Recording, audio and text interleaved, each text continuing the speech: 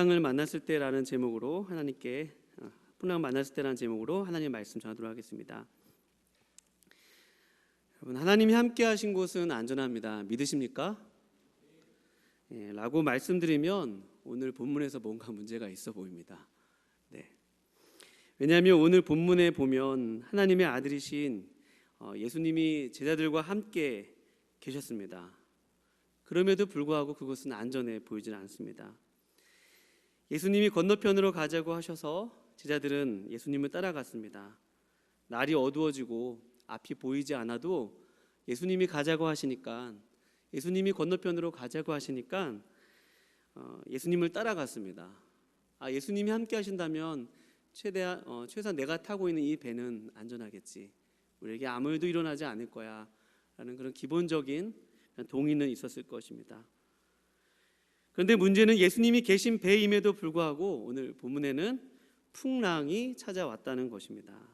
그것도 매우, 오늘 본문에 보면 영어 성경에 보면 매우 큰, 그냥 풍랑도 아니고 매우 큰 풍랑이 찾아왔다는 것입니다.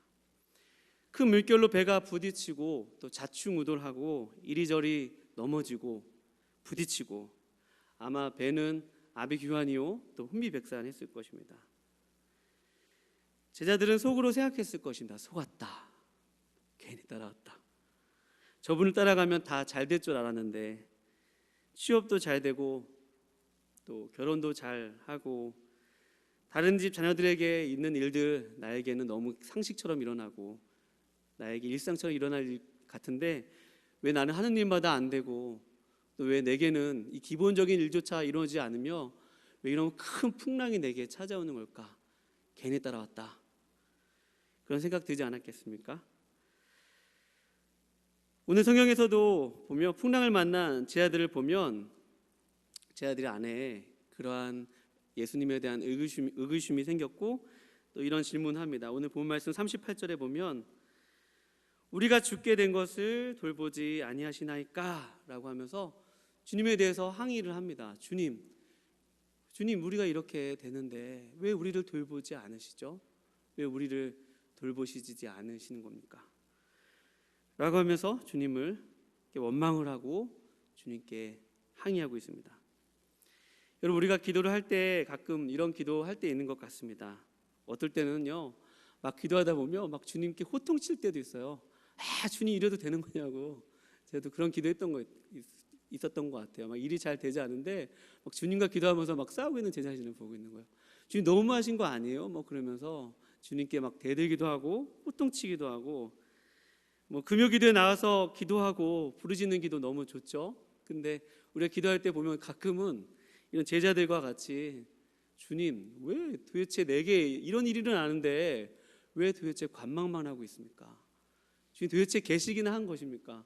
주님 도대체 내 배에 타고 계신 건 맞으세요? 라고 그냥 얌전히 기도하지 않습니다. 거의 이 정도가 되면 거의 침도 많이 튀기고요. 앞에 있는 사람 거의 신경도 안 쓰고 막 소리 지르며 기도할 때가 많습니다. 제가 옛날에 그런 기도 많이 했던 것 같습니다. 여러분, 우리가 기도할 때 이런 기도를 하는데 우리는 배웠습니다. 우리 목사님 말씀을 통해서 이런 기도를 배웠어요. 한번 따라해 볼게요. 주님, 다시 한번 주님, 이 일들을 통해 내가 무엇을 배우기 원하십니까? 주님, 이 일들을 통해 내가 무엇을 듣기 원하십니까? 여러분, 이런 기도가 여러분과 저의 기도가 될 수 있기를 축원드립니다. 고난의 이유에 대해서는 저보다 너무 많이 들으셨잖아요. 우리 욥기 강해 들으시면서 고난에 대해서 특별하게 우리가 해석자가 되기도 하고, 또 이번 주 주일 말씀에서는 또 다른 아침에 바람이 분다는 말씀에서는 고난이 있는 사람도 없는 사람도 그 고난 때문에 하나님이 저 사람을 더 미워한다거나 더 좋아하시지 않는다거나 그런 가치의 기준으로 이런 풍랑과 고난이 쓰일 수 없다고 우리가 배웠습니다. 그렇다면 여러분, 우리가 고난을 만날 때 여러분 어떤 기도를 하시겠습니까? 여러분, 주님 앞에 주님, 제가 이 일을 통해서 도대체 무엇을 듣기 원하시죠? 주님, 제가 이 일을 통해서 무엇을 배우기 원하십니까? 라고 오늘 여러분과 제가 기도할 수 있기를 축원드립니다. 네, 여러분, 오늘 우리가 본 말씀을 보면서 확인할 수 있는 것은 가끔 주님께서 우리의 삶을 이렇게 흔드실 때가 있다는 말입니다. 뒤흔드실 때가 있어요. 진동시키실 때가 있습니다. 성경 말씀에 보면 주께서 진동시키실 때 주의 영광이 드러난다는 말씀이 있거든요. 주님이 진동을 시키시는데 그 진동시킨 자리에 하나님의 영광이 드러난다는 말씀도 있습니다. 제가 어릴 적 그런 장난을 이렇게 놀이를 많이 해봤던 것 같습니다. 이렇게 병에다가 물을 담고 거기다 이렇게 주방용 세제, 주방용 세제 한두 방울 넣고 막 흔들어서 싹 하면 여러분 어떻게 됩니까? 거기 병에 뭐가 생기죠? 회오리가 막 생기죠. 누구 회오리가 더 큰가 막 친구들이랑 바람 막 하면서 회오리 지면 그 회오리만 일어나는 것이 아니라 거기 밑에 있었던 침전물이 막 올라옵니다. 그 물이 깨끗한 물이면 다행인데 그 물이 좀 더러운 물이면 그 회오리와 함께 그 밑에 아주 깔려 있었던 것들이 막 올라와서 그 회오리와 함께 그 물 속에 있는 것들이 보여지더라는 것입니다. 여러분, 마찬가지로 주님이 우리를 때로는 이렇게 뒤흔드실 때가 있습니다. 이렇게 우리를 막 이렇게 어떨 때는 어떤 상황 가운데 우리가 원치 않는 상황 가운데 이렇게 탁 놓으실 때가 있습니다. 막 흔드세요. 청년들 중에 아직 군대 안 가신 친구들 있으세요? 다 갔다 오신 거 아니에요? 제가 다 은성이가 아직 안 갔다 왔나? 갔다 왔어요? 제가 군대 갈 때 기도를 잘못했어요. 군대 갈 때 편한 데 가서 군대 생활 하게 해주세요라고 기도를 했어야 되는데 주님 자연환경 좋은 데 가서 군대 하게 해주세요라고 기도했더니 정말 너무 최전방에 열악한 데 두시더라고요. 여러분, 기도도 잘해야 돼요. 그러니까 이렇게 원치 않는 곳에 이렇게 탁 가다 보니까 주님이 이렇게 막 저의 삶을, 남자들 군대에서 그런 거 많이 경험하지 않습니까? 원치 않는 곳에서 막 이렇게 막 우리의 삶을 이렇게 막 이렇게 흔드실 때, 막 이렇게 흔들어 가실 때, 그때 우리에게 있는 것들이 막 나는 괜찮은 사람이라고 여겨졌는 생각을 했는데 이렇게 뭐가 툭툭 올라오는 것들을 보게 됩니다. 다 밑에 깔려 있었던 것들이거든요. 침전물로 다 깔려 있어서 평소에는 잘 드러나지 않다가도 우리가 그런 어떤 그런 상황에 맞닥뜨리게 되면 우리 안에 올라온다는 것입니다. 오늘 예수님께서 풍랑을 만나시는데 이것이 철저하게 의도적으로 주님이 하셨다는 이야기가 오늘 본 말씀에 있습니다. 눈으로 먼저 확인을 하시고 제가 보겠습니다. 35절에 보면 우리가 저 건너편으로 가자라고 주님이 가자고 하시는데 날이 저물 때예요. 낮도 아니고 저물 때, 앞이 잘 보이지 않을 때 건너편으로 가자고 하십니다. 그리고 나서 저 건너편으로 가는데 광풍이 불었다고 합니다. 근데 사실 이 갈릴리 호수는 주변 지형보다 한 120m 뭐 좀 낮은 곳에 있기 때문에 평소에도 바람이 많이 분다고 합니다. 그러니까 지형 주변 산보다 낮은 곳에 위치해 있기 때문에 평소에 배를 타고 가다가도 어느 정도 풍랑은 다 만나면서 거기 있는 어부들이나 거기 사람들이 항해를 했다고 합니다. 그런데 오늘 만난 이 바람은 평소와 만나지 않는 굉장히 이례적인 바람이었다는 것입니다. 굉장히 큰 바람이 불었다는 것이죠. 그러니까 이것은 어쩌다 그냥 그 지형 때문에 일어나 우연히 발생한 그런 바람이 아니고 뭔가 큰 바람, 평소에 볼 수 없었던 큰 바람이 그 지형 가운데 있었다는 것입니다. 그리고 또 38절 보면 예수께서 고물에서 베개를 베고 주무셨다라는 그런 표현이 있는데 주님이 일부러 그런 상황 가운데 있으셔도 일부러 주무셨다는 거죠. 그러니까 의도적으로 주님은 저기 제자들을 향해서 저 배를 저 건너편으로 가자고 하셨고 그것도 어두울 때, 앞이 잘 식별되지 않은 어두울 때 가자고 하셨고 또 거기에 큰 바람 일으키셨으며 또 그 바람이 일어났을 때 의도적으로 주무시는 이 모습을 보면서 주님 분명히 이것을 통해서 뭔가 제자들에게 하시고 싶은 또 제자들이 이렇게 배우기 원하는 그런 뜻이 있었던 것을 우리가 어느 정도 짐작할 수 있습니다.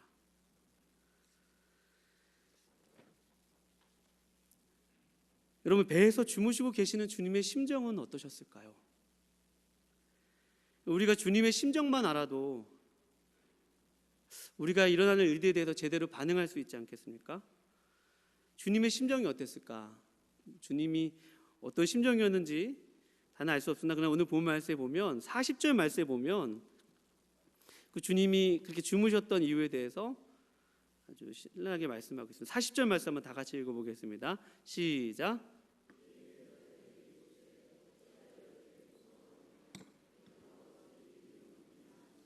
(40절) 말씀은 이에 제자들에게 이르시되 어찌하여 이렇게 무서워하느냐 너희가 어찌 믿음이 없느냐 하셨습니다. 주님의 심정은 제자들의 믿음이 없는 것들에 대해서 참 많이 안타까워하셨고, 어찌 이렇게 무서워하느냐, 내가 두려워하느냐. 그러니까 주님은 분명 그 주무시었던 이유 중에 분명한 것은, 기록되어 있는 것 중에서 우리가 확인할 수 있는 것은 제자들의 무서움 때문에 분명히 주님이 주무시고 계셨다는 것을 우리가 확인할 수 있었습니다. 제자들이 무서워했다는 거죠. 그 무서움을 주님이 오늘 굉장히 좀 책망하고 계신다. 저는 사실 만약에 40절을 안 읽고 39절까지만 읽었다면 주님이 폭풍을 향해서 아주 매우 잠잠하라 라고 말씀하셨을 때 호수가 잠잠해지거든요. 여기만 보면 되게 은혜롭습니다. 그렇지, 우리 주님은 풍랑을 잔잔케 해주시는 분이시지. 그런데 40절이 분명히 기록되어 있다는 거예요.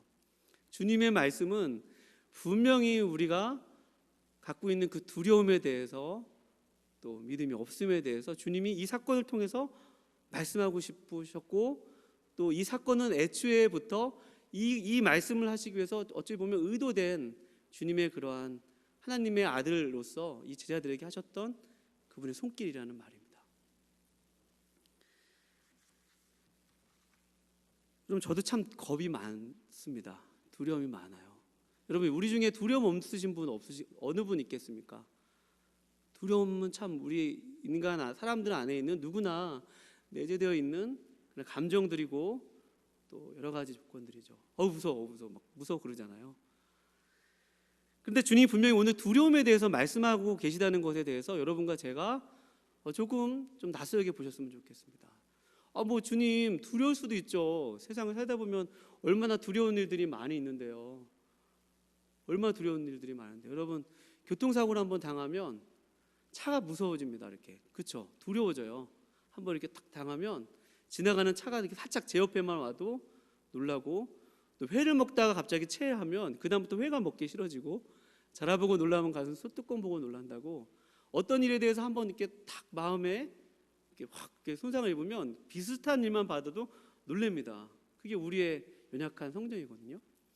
주님이 오늘 두려움에 대해서 말씀하고 있다는 것이죠. 여러분, 사실 두려움은 사실 우리 내면에 왜곡된 한 성향이라는 것입니다. 하나님은 우리를 하나님의 형상대로 지으셨죠. 하나님의 형상대로 지었습니다. 하나님이 우리를 만드셨을 때 여러분, 거기에는 두려움이 없었고 오직 사랑과 희랑과 화평만 있었으면 여러분 믿으시기 바랍니다. 우리가 갈 그 나라, 거기의 모습이 그렇게 묘사되어 있잖아요. 그 나라는 더 이상 아픔도 없고 곡하는 것도 없고 애곡이나 슬픔이나 더 이상 누구를 상해하는 것도 없고, 그런 모습이 하나님의 나라로 보여지고 있지 않습니까? 그것은 원래부터 있었던 창조에 대한 회복의 모습이죠. 그러니까 우리가 창조되었을 때 우리에게 애초에 두려움은 없었습니다. 주님을 향한 경외는 있었지만 그 경외가 건강한 두려움이었지, 애초에 우리에게 두려움이란 이렇게 왜곡된 두려움은 우리 안에 없었습니다. 두려움은 어쨌든 간에 타락한 우리의 내면의 한 성향이고 우리의 경향성이라는 말입니다. 그러니까 우리가 어떤 일을 만나는 거는 좋은데 그 일을 통해서 두려워한다면, 여러분 그 두려움이 우리 마음 가운데 처음에는 자리를 잡아서 그 두려움이 점점점 우리의 삶을 장악하게 되고, 그 다음부터는 그 두려움이 우리의 삶을 이렇게 이끌어 간다는 것입니다. 그러니까 오늘 제자들이 풍랑이 왔는데 그들 안에 너무나도 고질적으로 있었던 그 두려움, 예수님이 그토록 많은 기적을 보여주셨고 하나님의 아들이신 것을 보았어도 두려움이 항상 한번 우리 삶을 이렇게 엄습하면 주님이 보이지 않는다는 것입니다. 눈이 가려진다는 것입니다. 주님이 오늘 제자들에게 이 풍랑을 통해서 한번 이렇게 그 제자들의 그 내면에 있는 것들이 확 올라오게 된 것입니다. 주님, 어찌하여서 저와 함께 계신데 왜 이런 일들이 일어나는 것입니까? 주님, 제발 주님께서 이렇게 살아 계시기는 한 것입니까? 라고 호소하는 그 제자들의 마음속에는 두려움이 가득했습니다. 사랑하는 여러분, 여러분과 저는 두려움이 우리의 삶을 장악하도록 내버려둬서는 안 됩니다. 두려움이 우리를 이끌도록 내버려서는 안 됩니다. 여러분과 제가 오늘 그 주님을 만나실 수 있기를 축원드립니다.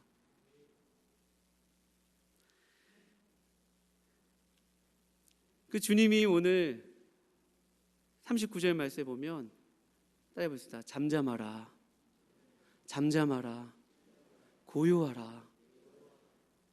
주님이 이렇게 말씀하셨습니다. 여러분, 우리 주님은 우리의 모든 것 가운데서 우리를 잠잠케 하고 고요케 하실 수 있는 분이시면 여러분 믿으시기 바랍니다.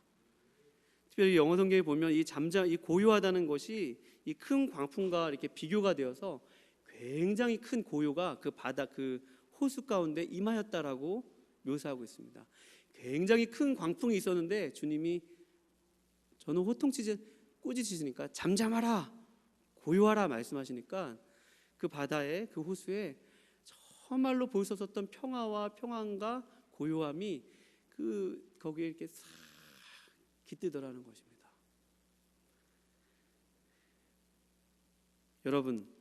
여러분과 제가 두려움이 없을 수는 없을 거예요. 어찌 보면 여러분과 저는 평생 사는 동안에 우리 안에 두려움은 늘 있습니다. 여러분, 그 두려움이 우리 가운데 찾아올 때마다 여러분 예수님께 돌아가실 수 있기를 축원드립니다. 예수님의 품에 안기실 수 있기를 축원드립니다. 오늘 찬양단이 너무 귀한 찬양하셨어요. 주 품에 품으셔서 이따가도 그 찬양할 텐데 여러분, 주님 품에 안기면 여러분 주님의 고요함이, 주님의 평안함이 내 것이 될 줄로 믿습니다. 여러분, 제가 서두에 하나님 안에 안전이 있다고 그랬죠. 하나님이 계신 곳은 안전하다고 했죠. 여러분 믿으십니까? 그 안전을 여러분 어떻게 해석하시겠습니까? 우리 자녀가 다 잘 되고 우리의 삶의 환경들이 다른 사람들보다 더 뛰어나고 그런 걸로 여러분이 안전을 삼으시겠습니까? 아닙니다, 여러분. 우리에게 진짜 안전은 여러분 예수님 그분 자체임을 여러분 믿으시기 바랍니다. 예수님이 우리의 안전 되세요. 예수님이 우리의 평안 되십니다. 여러분, 두려움을 쫓아서 사는 것이 우리의 삶의 모습이 되어서는 안 됩니다. 제 아들이 한번 그렇게 풍랑을 만나고 나니까 제 아들이 그렇게 지금까지 추구했던 삶의 모습이 결국에는 두려움을 쫓는, 내게서 두려움을 없애는 그런 삶을 살았다는 것입니다. 내가 여태까지 하나님을 믿는다고 생각했는데 내가 믿는 것은 하나님이 아니라 결국에는 두려움을 없애는 것이었구나.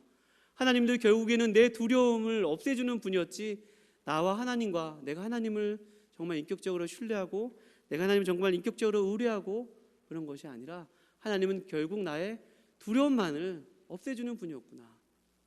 내가 풍랑을 만나고 보니까 이 두려워서 못 견디겠다는 것입니다. 사랑하는 여러분, 여러분과 제가 그 우리의 온전한 평안 되시고 평온 되시는 예수님께 이 밤에 안길 수 있는 밤 되시기를 축원드립니다. 제가 많은 것을 말씀드리기보다 제가 주님 품에 안겨서 주님 안에 있는 안식을 하나님 제가 누리기 원합니다. 하나님, 저의 두려움들, 저의 모든 것들 주님 안으로 가져갑니다. 여러분과 제가 그렇게 기도할 수 있는 밤 되실 수 있기를 거룩하신 주님의 이름으로 축원드립니다. 우리 찬양하며 나갈까요? 우리 기도하겠습니다.